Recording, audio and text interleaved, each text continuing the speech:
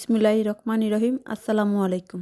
আজকে তৈরি করে দেখাবো স্বাদ মুখে লেগে থাকার মতো চিড়ার চমচম পুলি পিঠা। আর এই পিঠাটা তৈরি করা যেমন সহজ, খেতেও অনেক বেশি মজার। বাসায় তৈরি করে দেখতে পারেন, ছোট বড় সবার কাছে অনেক বেশি ভালো লাগবে। আর ভালো লাগলে যারা এখনও আমার চ্যানেলটি সাবস্ক্রাইব করেননি, লাইক দিয়ে চ্যানেলটি সাবস্ক্রাইব করে পাশে থাকা বেল বাটনে অল দিয়ে দিবেন। এতে করে আমি কোনো রেসিপি পাঠালে সবার আগে আপনারা দেখতে পারবেন। আর আমার রেসিপিগুলো আপনাদের কাছে ভালো লেগে থাকলে আপনাদের পরিবার এবং বন্ধুদের সাথে শেয়ার করতে পারেন। তো চলুন বেশি কথা না বলে শুরু করা যাক। এর জন্য চুলায় একটা প্যান বসিয়ে দিয়ে দিব 2 টেবিল চামচ চীনা বাদাম। এবার এই বাদামটাকে চুলার আঁচ একদম লোতে রেখে কিছুক্ষণ সময় নিয়ে বাদামটাকে ভেজে নিতে হবে। এই পর্যায়ে কিন্তু বাদামটা খুব সুন্দরভাবে ভাজা হয়ে গিয়েছে। একটা বাদাম আমি আপনাদেরকে তুলে দেখাচ্ছি। এবার এই ভেজে নেওয়া বাদামগুলোকে চুলা থেকে নামিয়ে উপরের খোসাটা ফেলে দিয়ে আধা ভাঙা করে নিব। এবার পিঠার ভিতরের পুরটা তৈরি করে নিব। এর জন্য চুলায় একটা প্যান বসিয়ে দিয়ে দিব 1 চা চামচ ঘি। আর ঘিটা যখন খুব ভালোভাবে গলে যাবে তখন এর মধ্যে দিয়ে দিব হাফ কাপের মতো কোরানো নারিকেল। আর দিয়ে দিব আধা ভাঙা করে রাখা বাদাম, 1 টেবিল চামচ কিশমিশ। এবার চুলার আঁচ একদম লোতে রেখে কিছুক্ষণ সময় নিয়ে 4 থেকে 5 মিনিটের মতো খুব ভালো করে সব কিছুকে ভেজে নিব। আপনারা চাইলে চীনা বাদামের পরিবর্তে যে কোনো বাদাম দিতে পারেন, কাঠবাদাম অথবা কাজু বাদাম। ঘি অথবা বাটার দিয়ে ভেজে নিলে খুব সুন্দর একটা ফ্লেভার আসে। 4 থেকে 5 মিনিট ভেজে নেওয়ার পর এবার এর মধ্যে দিয়ে দিব 1/4 চা চামচ এলাচের গুঁড়া। এলাচের গুঁড়াটা দিয়ে খুব ভালো করে মিশিয়ে নিয়ে চুলা থেকে নামিয়ে বাটিতে নিয়ে নিব। এবার চিনির শিরাটা আমি তৈরি করে নিব। এর জন্য চুলায় একটা প্যান বসিয়ে 1 কাপ পানি, 1 কাপ চিনি আর 2টা এলাচ দিয়েছি। ভুলবশত চিনি আর পানি দেওয়ার ভিডিওটা আমি আপনাদেরকে দেখাতে পারিনি। এবার এই চিনিটাকে খুব ভালো করে পানির সঙ্গে মিশিয়ে নিব আর মিশিয়ে নিয়ে অপেক্ষা করব বলক আসা পর্যন্ত।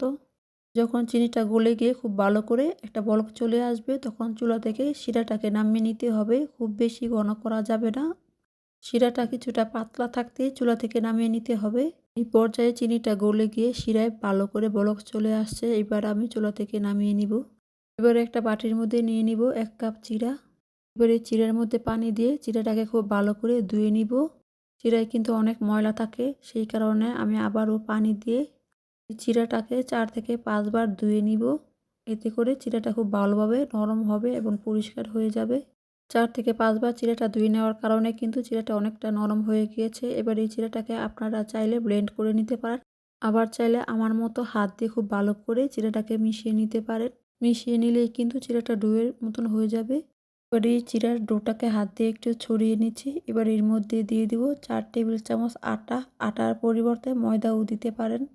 আর দিয়ে দিব 2 টেবিল চামচ গুঁড়া দুধ। গুঁড়া দুধটা দেওয়ার চেষ্টা করবেন, এতে করে পিঠাটা খেতে আরও অনেক ভালো লাগে। আর দিয়ে দিব 1 চা চামচ ঘি। ঘি অথবা বাটারটা দেওয়ার চেষ্টা করবেন, এতে করে পিঠাটা খেতে আরও ভালো লাগে আর মিশিয়ে নেওয়ার সময় হাতে লেগে যায় না। আমি লবণটা দিতে ভুলে গেছি, এই কারণে 1/4 চা চামচের মতো লবণ দিয়ে আবারও খুব ভালো করে মিশিয়ে নিব। এবার এই পিঠার ডো থেকে কিছুটা ডো নিয়ে হাতের তালুতে ছড়িয়ে দিব। ছড়িয়ে দিয়ে আগে থেকে তৈরি করে রাখা পিঠার পুরটা মাঝ বরাবর দিয়ে খুব ভালো করে মুখটা চেপে চেপে বন্ধ করে দিতে হবে। এবার এই পিঠাগুলোকে আমি চমচমের শেপ দিয়ে দিব আর বাকি পিঠাগুলো এভাবে তৈরি করে নিব। আপনারা ভিডিও দেখে বুঝে নেবেন আমি কিভাবে চমচমের শেপটা দিয়ে দিচ্ছি। সবগুলো পিঠা আমি তৈরি করে নিয়েছি। এবার এই পিঠাগুলোকে তেলের মধ্যে ভেজে নিতে হবে।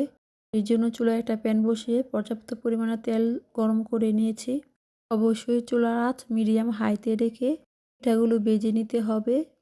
উল্টে পাল্টে 2 দিক দিয়ে যখন সুন্দর গোল্ডেন কালার হয়ে আসবে তখন পিঠাগুলো চুলা থেকে নামিয়ে নিব।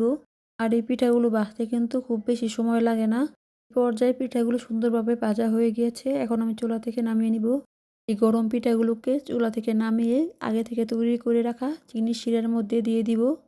এবার নেড়ে চেড়ে খুব ভালো করে চিনির শিরার মধ্যে পিঠাগুলোকে আধা ঘন্টার মতো চুবিয়ে রাখলেই পিঠাগুলো সুন্দরভাবে ভেতরে শিরা ঢুকবে আর পিঠাগুলো অনেক নরম তুলতুলে হয়ে যাবে।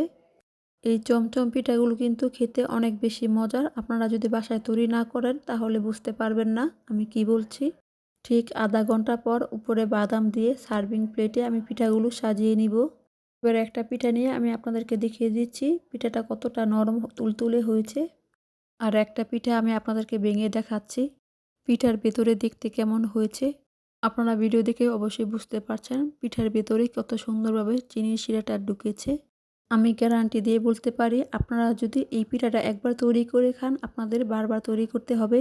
যারা আমার চ্যানেলটি সাবস্ক্রাইব করেছেন তাদেরকে অসংখ্য ধন্যবাদ। আজকের মতো এতটুকুই। সবাই ভালো থাকবেন। আল্লাহ হাফেজ।